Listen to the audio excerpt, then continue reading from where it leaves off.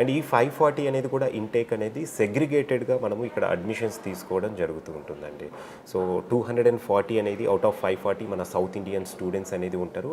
And remaining 300 students అనేది different parts of India నుండి మనకు ఇక్కడ స్టూడెంట్స్ ఉంటారు. అదే కాకుండా మనకు కొంత ఇంటర్నేషనల్ స్టూడెంట్స్ కూడా ఆల్మోస్ట్ 35+ కంట్రీస్ నుండి మన దగ్గర అబ్రాడ్ నుండి కూడా స్టూడెంట్స్ అనేది ఇక్కడ ఎడ్యుకేషన్ పర్స్యూ చేస్తున్నారు.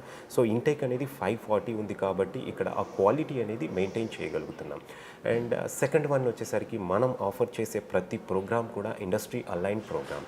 So if we take new age స్పెషలైజేషన్స్లో ఇప్పుడు టెక్నాలజీ అనేది ర్యాపిడ్గా చేంజ్ అవుతుందండి. ఒకప్పుడు కోర్ బ్రాంచెస్ తీసుకుంటే జనరల్ కంప్యూటర్ సైన్స్ ఇంజనీరింగ్ లేదా EC mechanical civil any branch తీసుకున్నా కూడా మనకు కరికులంలో అనేది పెద్దగా అప్డేషన్స్ అనేది ఉండేవి కాదు.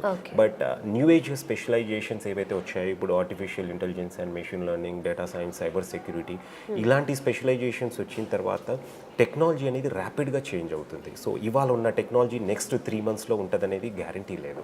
ఫర్ ఎగ్జాంపుల్ మనము స్మార్ట్ ఫోన్సే తీసుకుంటే కనుక ఇవాళ ఒక మొబైల్ లాంచ్ అవుతే కనుక దాంట్లో మళ్ళీ కొన్ని అప్డేషన్స్ తోటి మళ్ళీ ఒక 2-3 monthsలోనే కొత్త డివైస్ అనేది లాంచ్ చేయడం చూస్తూనే ఉన్నాం. సేమ్ సాఫ్ట్వేర్లో కూడా టెక్నాలజీ పరంగా మనకు చాలా చేంజెస్ అనేది ర్యాపిడ్గా చేంజ్ అవుతూనే ఉన్నాయి. సో ఈ చేంజెస్కు తగ్గట్టుగా ఇక్కడ కరికులం అనేది అప్డేషన్ చేయాల్సి ఉంటుంది. అండ్ ఫ్యాకల్టీ ట్రైన్ అవ్వాలి, దాంతోపాటు స్టూడెంట్స్ కూడా ఇప్పుడున్న లేటెస్ట్ టెక్నాలజీ మీద ట్రైన్ అవ్వాలి అంటే ఇండస్ట్రియల్ అలైన్డ్ ప్రోగ్రామ్ అనేది ఎంతో అవసరం.